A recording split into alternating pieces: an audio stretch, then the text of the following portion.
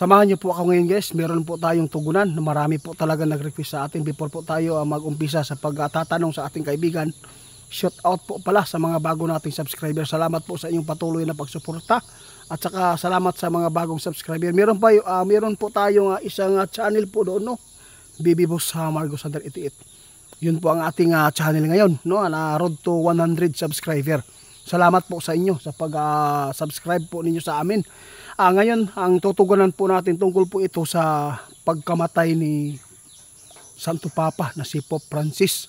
Maraming nag-request sa ating kaibigan kung meron po bang kaalaman ang ating kaibigan na meron pa bang susunod na Santo Papa. No? Kaya maraming nagpaabot kung si Tagle na ba ang magiging Santo Papa. Kaya naparito tayo guys.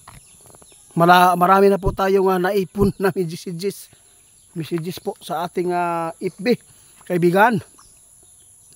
Hello po. Si tatay nandito.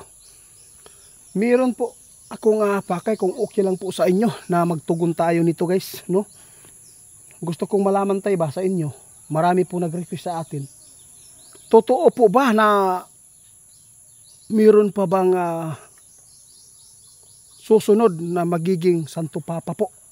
Kasi namatay na po si Pope Francis. Kakalibing lang. Gusto po ng mga tao na marinig po sa inyo. Kasi alam po nila na meron kayong kakayahan kaibigan. Kung okay lang po na i-upload po natin, ay maraming salamat.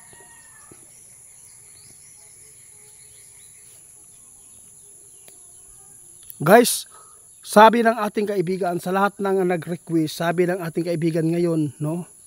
Yung ipinatanong po ninyo na mayroon po bang susunod na Santo Papa. Kaya ito ang kanyang sinabi ngayon, no? Kung ano man po daw ang inyong nakikita sa social media, sa mga magpapaabot nito, kung mayroon man pong susunod na magiging Santo Papa, yun na po, no? Kung mayroon pong narinig po nyo. Kasi po sabi ng ating kaibigan kanina, okay lang po na ipaabot po natin. Ngunit mayroon pang gusto niyang iparating sa inyo po. Kung bakit po na hindi po niya prangkahan ito na ipaabot. Bakit po kaibigan?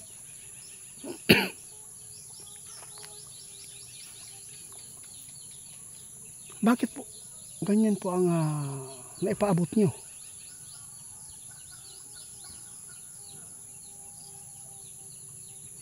Guys, sabi ng ating kaibigan, bawal po daw sa kanila na magpapaabot sa ganyan kasi hindi po pala sila na pinapayagan po ng kanilang hari na ipaabot po kung sino po ang susunod. Kung meron po daw kayong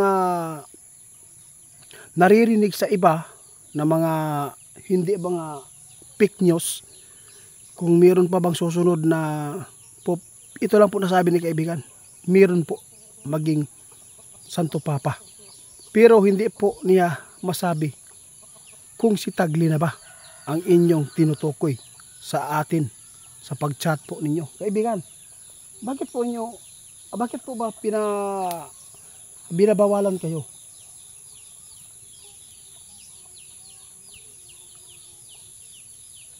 Ay, yun pala. Yun pala ang sinabi nila. Guys, respetuhin lang po natin muna si tatay ha.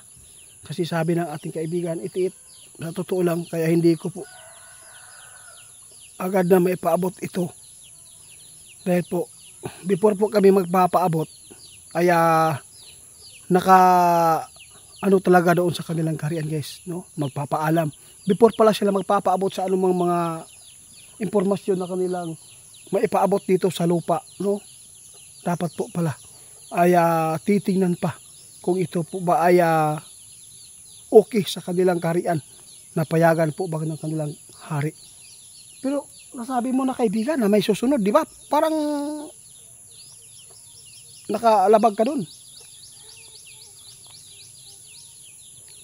Patawad po daw guys ha, kung hindi man po niya prangka ito. Basta ang sinabi ng ating kaibigan lang, mananghid pa daw siya, no? Magpapaalam muna siya. Pero meron po kayong nasabi, kaibigan, na meron susunod. Yun po. Sige, respetuhin lang po natin, guys. Basta tandaan niyo ang sinabi ng ating kaibigan. Basta meron pong susunod dito.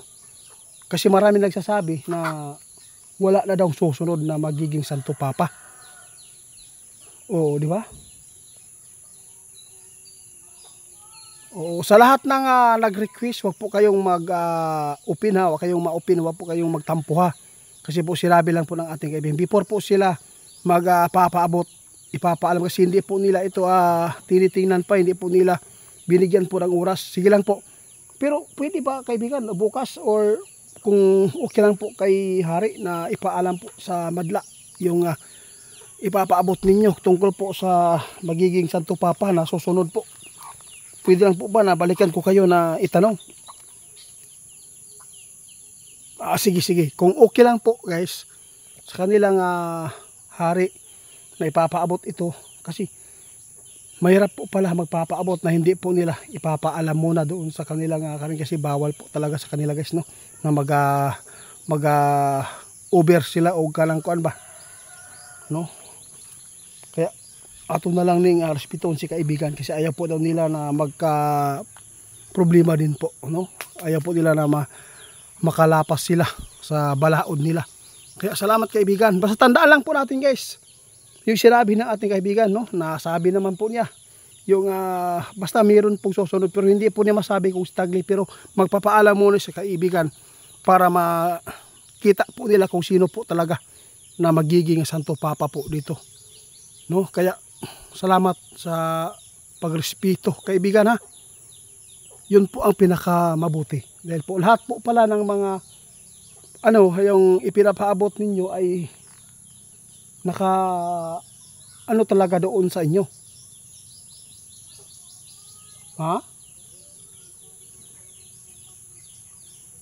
Sige.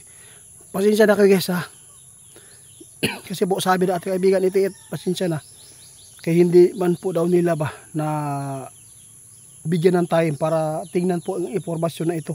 Kasi pasensya na po kayo. Maghintay po kayo guys. Ipaalam po ni kaibigan kung okay lang po na sasabihin po nila na kung sino po talaga. Magpapaalam muna sila. Kaya salamat po sa inyong suporta guys ha. Basta tandaan lang natin kung ano man po ang maririnig po niyo sa social media ng mga legit po na mga network na magpapaabot na mayroong susunod at kung sino, yun na po. Oo. Ibig sabihin nito, mayroon talaga na susunod na magiging Santo Papa, no? Kaya maghintay na lang po tayo kung payag po ba ang kanilang hari ni kaibigan. Salamat po, mag-ingat po tayong lahat.